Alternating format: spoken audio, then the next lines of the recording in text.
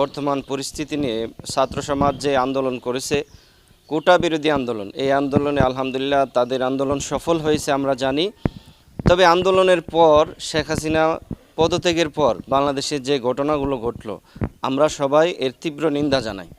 কারণ রাষ্ট্রীয় সম্পদ, আমাদের যে রাষ্ট্রীয় সম্পদ রয়েছে, আজকে এই সরকার থাকুক, কালকে তো সরকার পরিবর্তন হতে পারে, আরেকজন নতুন সরকার আসতে পারে, কিন্তু তাই বলে আপনি রাষ্ট্রীয় সম্পদ নষ্ট করবেন।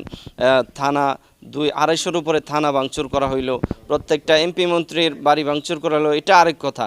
কিন্তু থানা তো যে সরকারি ক্ষমতায় যায় সেই সরকারেরই থানা দরকার পড়বে।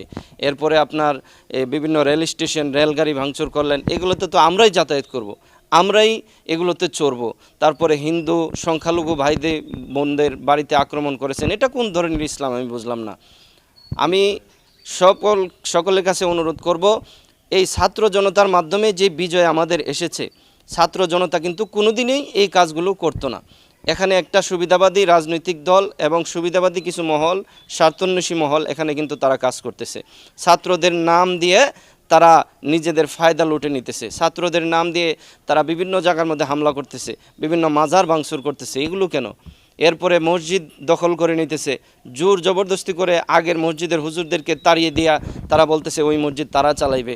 মসজিদ দখল করতেছে, হিন্দুদের বাড়ি ভাঙচুর করতেছে, এরপরে মাজার ভাঙচুর করতেছে। এই ধরনের কাজ তো কখনো ইসলাম শিক্ষা দেয় না। ইসলাম শিক্ষা দেয় একটা দেশের মধ্যে সকল মানুষের সমান অধিকার থাকতে হবে, লাকুম দীনুকুম ওয়ালিয়া দীন।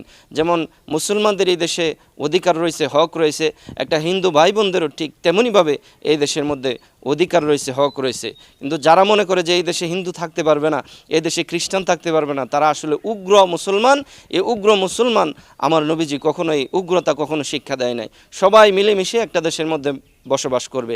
আপনি পারলে আপনার ব্যবহার দিয়ে, আপনার আচার আচরণ দিয়ে, চরিত্র দিয়ে, স্বভাব দিয়ে আপনি আপনার হিন্দু ভাইকে দাওয়াত দেন, আপনি আপনার হিন্দু ভাইকে আকৃষ্ট করেন, অন্য ধর্মের ভাইদেরকে আকৃষ্ট করেন, যাতে করে সে মুসলমান হয়ে যায়। কিন্তু এই আঘাত করে তাদের বাড়িঘরে আগুন দিয়ে পুরায়া এরপরে কি আপনি তাদেরকে মুসলমান বানাইতে পারবেন? কখনো না, বরঞ্চ তাদের মুসলমানদের প্রতি ঘৃণা আরও বাড়তেই থাকবে। এজন্য আমি অনুরোধ করব, আজকে বাংলাদেশের ছাত্র সমাজ আপনারা আরও সচেতন হন। ছাত্র সমাজদের মধ্য থেকে আমরা নতুন একটি রাজনৈতিক দল চাই, তারাই এই দেশকে নেতৃত্ব দেবে। ভবিষ্যতের বাংলাদেশ হবে ছাত্রদের বাংলাদেশ। ছাত্রদের মাধ্যমেই আমাদের এই সোনার বাংলাদেশ একদিন সুন্দরভাবে গঠন করা হবে, আমি এই আশাই প্রত্যাশা করি। এর জন্য ভিন্ন কোনো রাজনৈতিক দল, আওয়ামী লীগ, বিএনপি বা এই ধরনের রাজনৈতিক দল, এগুলোকে আমরা পরীক্ষা করে নিয়েছি তারা কেমন। আমরা এগুলো চাই না, আমরা নতুনত্ব চাই এবং আমরা পুরুষ একজন সরকার চাই যারা আমাদের দেশকে সুন্দরভাবে পরিচালনা করতে পারবে। এই বলে আমার বক্তৃতা শেষ করলাম। আসসালামু আলাইকুম রহমতুল্লাহি ওয়া বারাকাতুহু।